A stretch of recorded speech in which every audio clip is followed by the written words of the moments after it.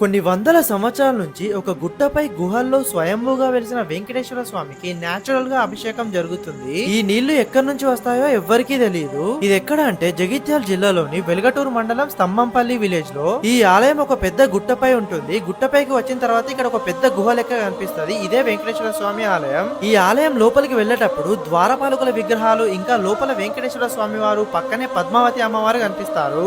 ఇంకా ఈ ఆలయం నుంచి బీర్పూర్ లక్ష్మీ నరసింహ స్వామి ఆలయానికి స్వరంగ మార్గం కూడా ఉంది. ఇక్కడ స్వామివారికి ప్రతిరోజు నేచురల్ గా అభిషేకం జరుగుతుంది. ఈ నీళ్లు కూడా స్వామివారి కుడి సైడ్ నుంచి ఒకటి, ఎడమ సైడ్ నుంచి ఇంకొకటి, ఇలా రెండు పాయాలుగా బయటికి వస్తున్నాయి. ఇంకా ఇక్కడ బండపైన ఈ ఆలయం గురించి రాసి ఉంది. ఇక్కడ ఏం రాసి ఉంది అన్నది ఇప్పటికీ ఎవరు కనుక్కోలేదు. ఇంకా ఇక్కడ ఆంజనేయ స్వామి విగ్రహం, వినాయకుడు, ఇట్లా చాలా విగ్రహాలు కూడా కనిపిస్తున్నాయి. ఇంకా ఈ గుట్టపైకి ఎక్కి చూస్తే చిన్న చిన్న గుహలు, ఇంకా గుట్టపై నుంచి వచ్చే నీటి దారాలు కనిపిస్తున్నాయి. ఈ గుట్ట ముందు ఒక పెద్ద చెరువు కూడా ఉంది. చూడండి ఎంత అందంగా కనిపిస్తున్నాయో లొకేషన్స్.